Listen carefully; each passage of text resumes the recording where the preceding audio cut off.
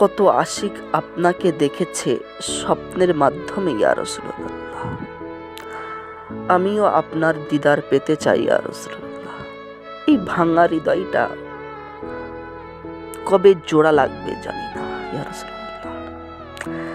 যেদিন আপনার দিদার পাবো আমি, সেদিন সব কিছু ভুলে যাব, দুঃখ কষ্ট বেদনা সব কিছু ভুলে যাব, সব কিছু ভুলে যাব ইয়া রাসূলুল্লাহ।